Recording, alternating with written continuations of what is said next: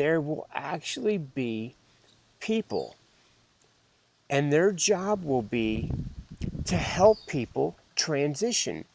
They will actually go with them to the other side, make sure they're okay, and then they'll come back. And as I'm listening to this, I'm like, holy dude, this is my buddy. This is exactly what's happening with my buddy. And she says these people will be called like DEATHWALKERs.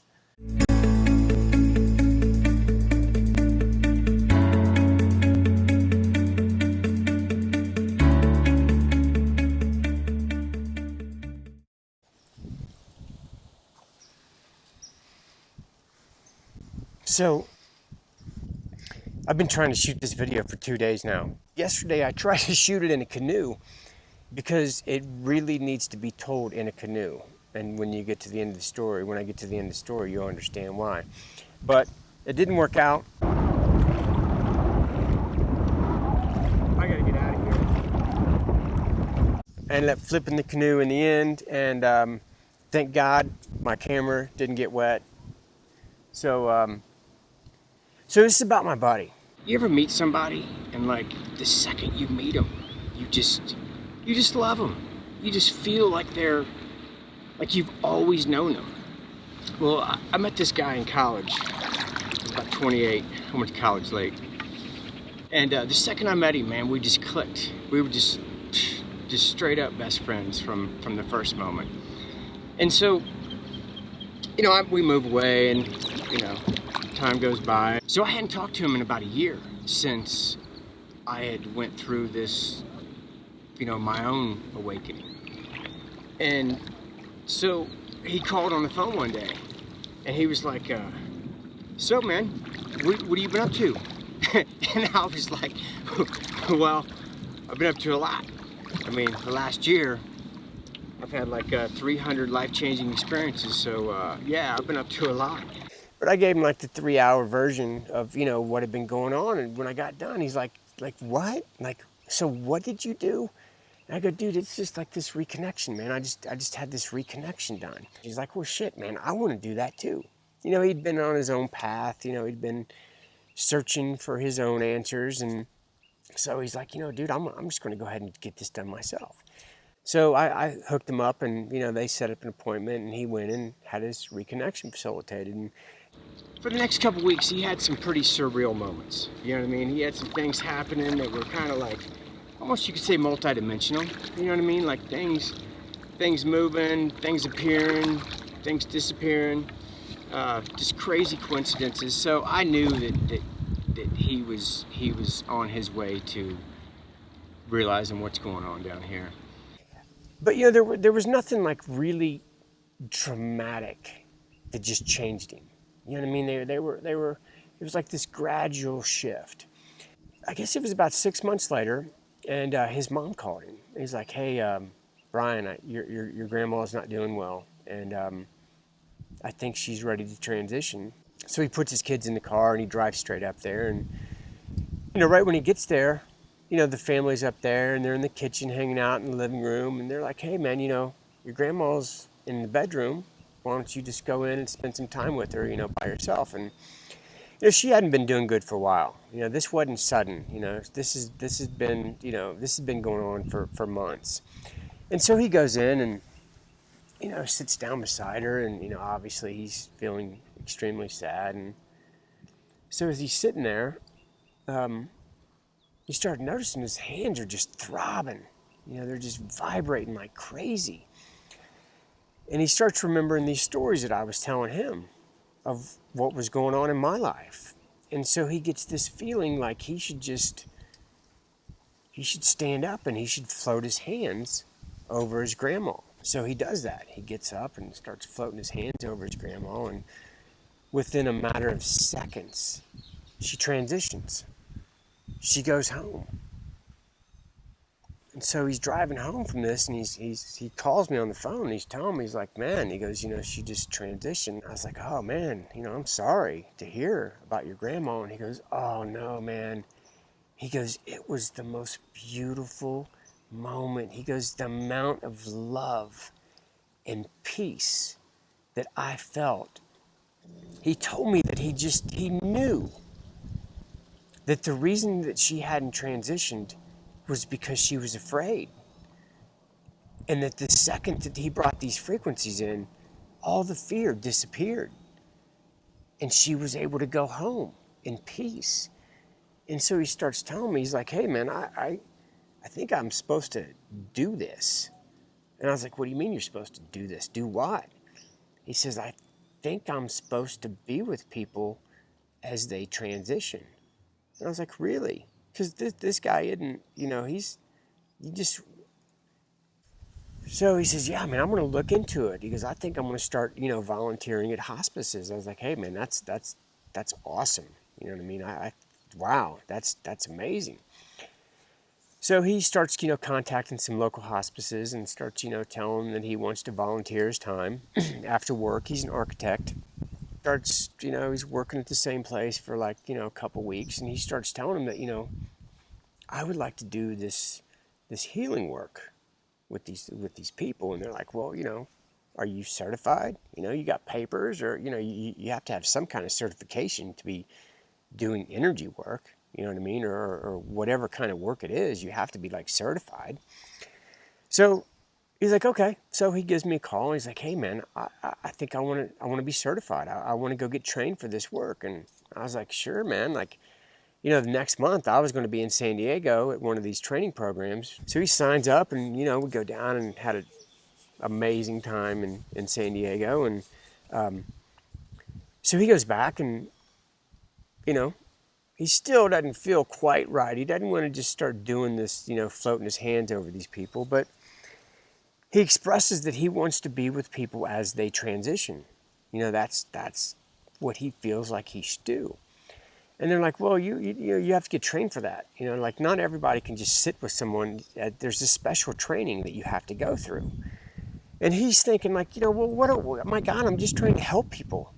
So he says, whatever, man. Like, I guess I won't do that, So it was a couple weeks later, and he's, Saturdays he wakes up early and goes down to the local pub and watches his favorite soccer club, play with his buddies.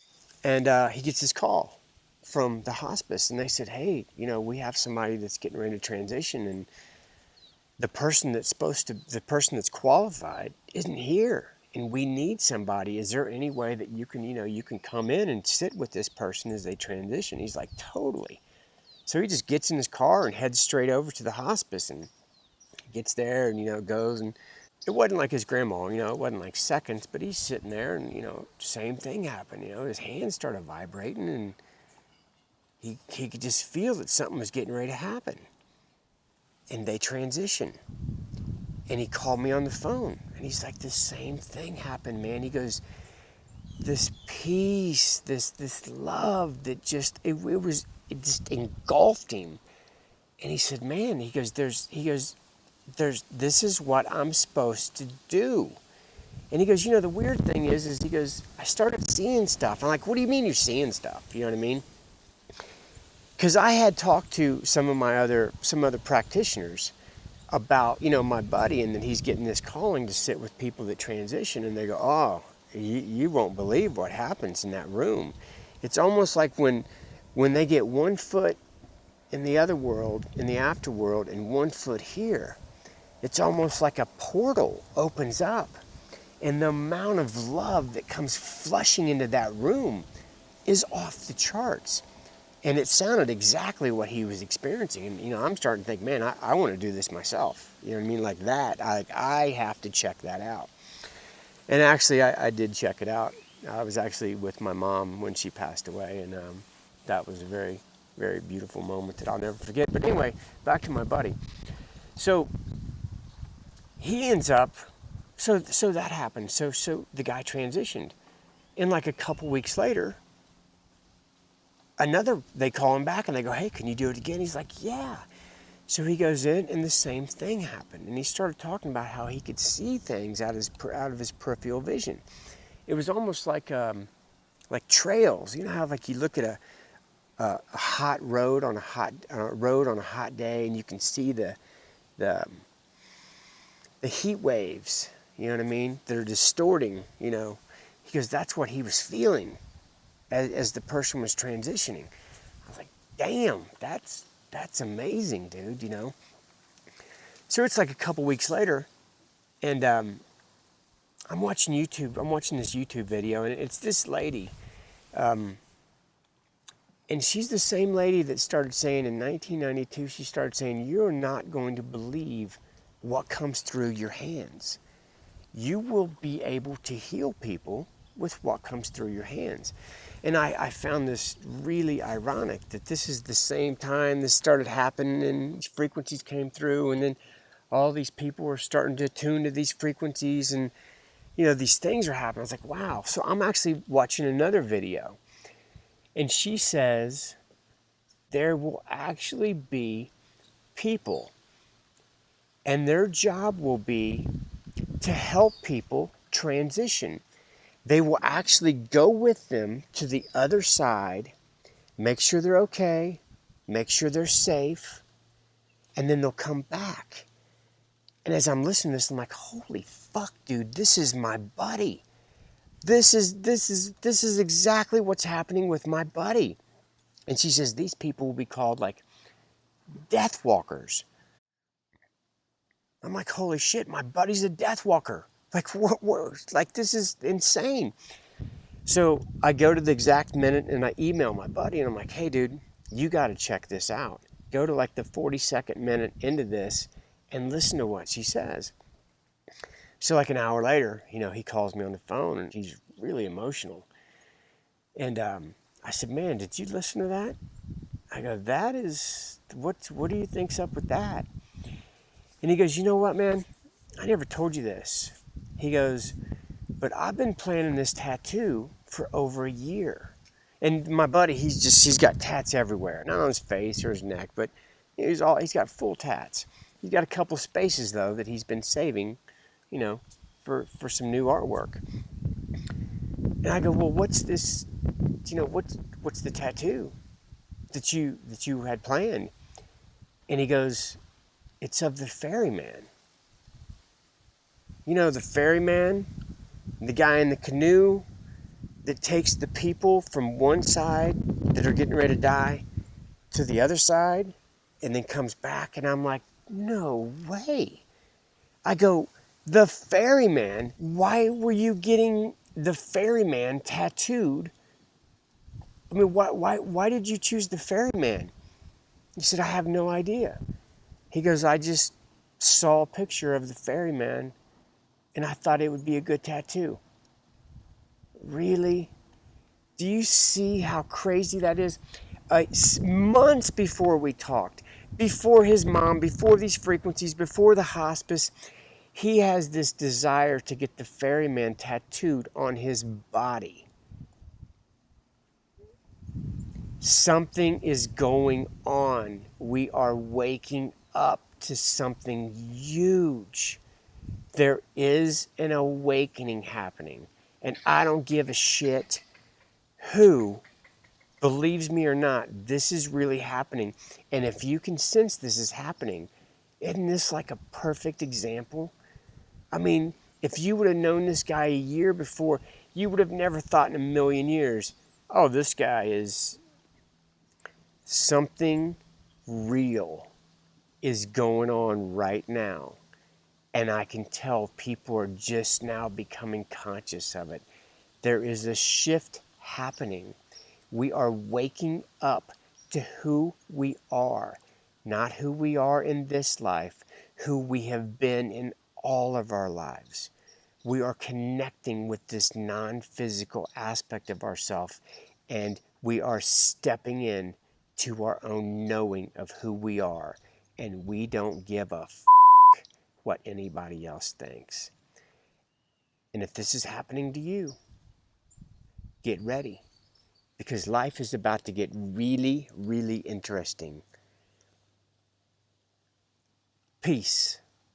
So his mom calls him, and she's like, "Hey man, your grandma's not doing good, and I think you need to come out and check her out." So he gets his family together and goes and drives up to check her out. And when he goes in, they're Hola, amigo. Buenas tardes. Buenas tardes. Eso.